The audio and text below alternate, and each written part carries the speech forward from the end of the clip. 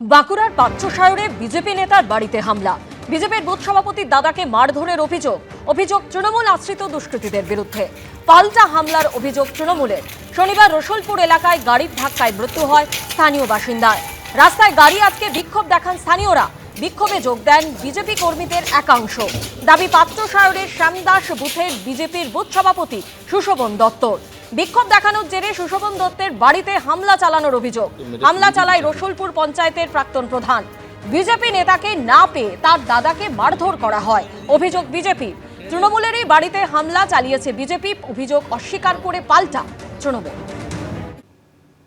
মঞ্চ থেকে মমতা বন্দ্যোপাধ্যায়কে আক্রমণ করলেও অভিষেক বন্দ্যোপাধ্যায়ের প্রতি অনেকটাই নরম সুর দেখা গেল হুমায়ুন কবিরের গলায়। স্বীকার করলেন অভিষেক বন্দ্যোপাধ্যায়ের প্রতি সফট কর্নারের কথা। এমনকি শুভেন্দু অধিকারী সম্পর্কেও তার কোনো খারাপ ধারণা নেই বলে জানালেন ভরতপুরের বিধায়ক।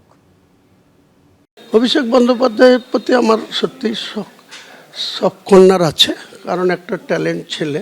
শুধু তাই নয়, তৃণমূলের সর্বভারতীয় সাধারণ সম্পাদককে ট্যালেন্টেড বলার পাশাপাশি তার প্রতি যে নরম মনোভাব রয়েছে তাও স্বীকার করে নিলেন তৃণমূল থেকে সাসপেন্ড হওয়া নেতা। তৃণমূল মহলে আলোচনা হতো যে আপনি অভিষেক বন্দ্যোপাধ্যায় যথেষ্ট ঘনিষ্ঠ, রাজনীতি করতে পারবে, আগামী দিনে যোগ্য রাজনীতি হয়ে ওঠার সম্ভাবনা আছে। তাতে যদি সে নিজের থেকে নিজের সিদ্ধান্তটা নেয়, এখন পর্যন্ত যে ধরনের রাজনীতি তিনি চালিয়ে যাচ্ছেন।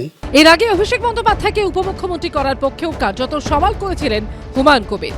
ডাইরেক্ট সিএম না হলেও, নেত্রী সিএম থাকলেও ডেপুটি সিএম করে স্বরাষ্ট্র দপ্তরের দায়িত্ব অভিষেক বন্দ্যোপাধ্যায়ের হাতে দিলে সাংগঠনিক এবং প্রশাসনিক অভিষেক বন্দ্যোপাধ্যায় যে দক্ষতার পরিচয় রাখছেন, দলের পক্ষে আরও অনেক মঙ্গল হবে।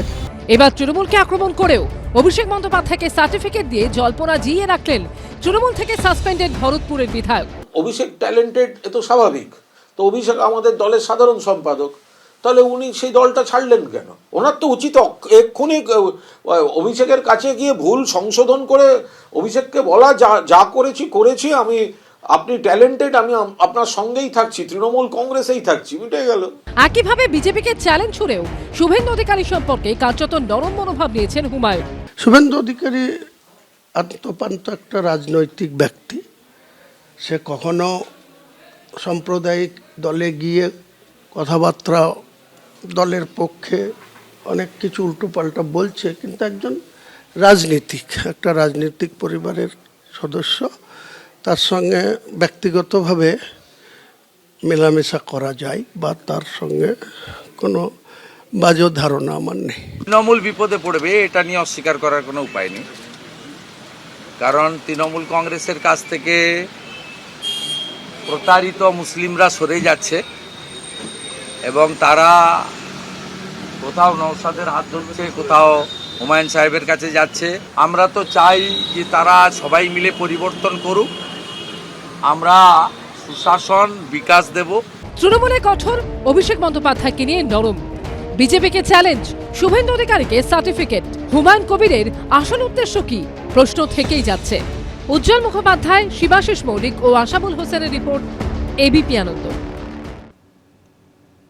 কেন্দ্রীয় সরকারি অফিসারদের মাইক্রো অবজারভার নিয়োগ নিয়ে ইঙ্গিতপূর্ণ মন্তব্য করলেন মমতা বন্দ্যোপাধ্যায়।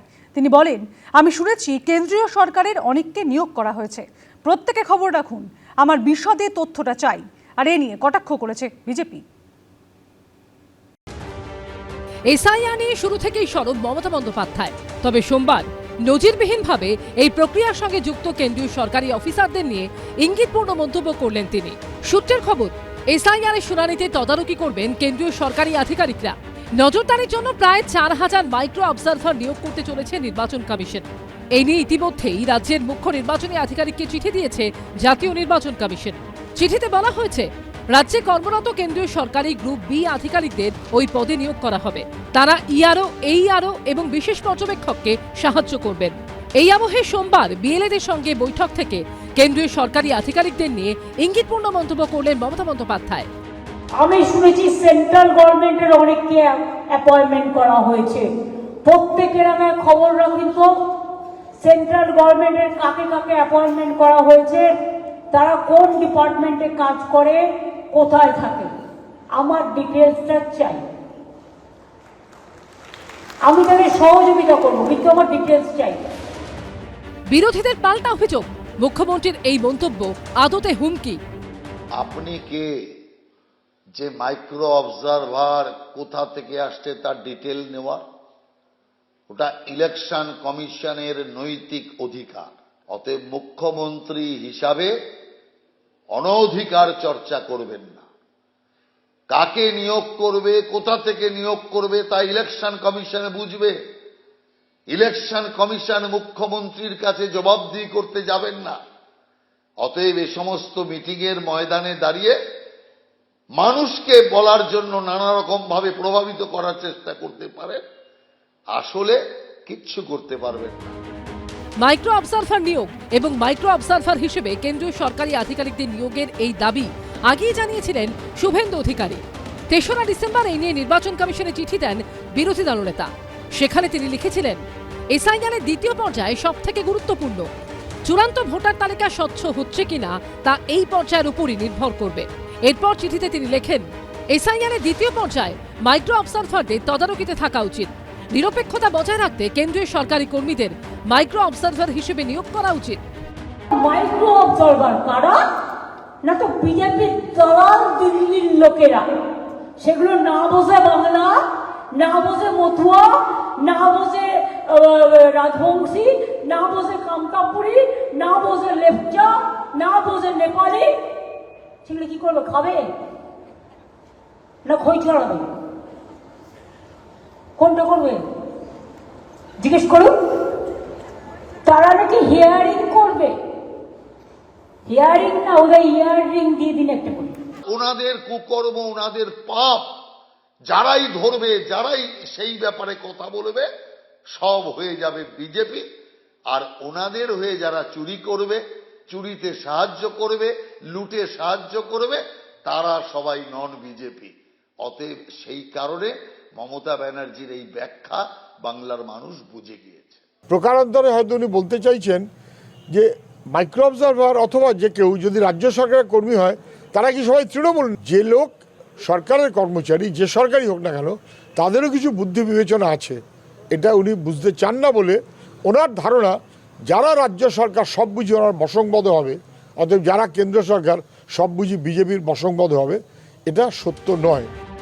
সিইও অফিস সূত্রে দাবি, কোনো বাইরের রাজ্যের আধিকারিক মাইক্রো অবজারভার নয়। এই রাজ্যের কেন্দ্রীয় সরকারি আধিকারিকরাই মাইক্রো অবজারভার।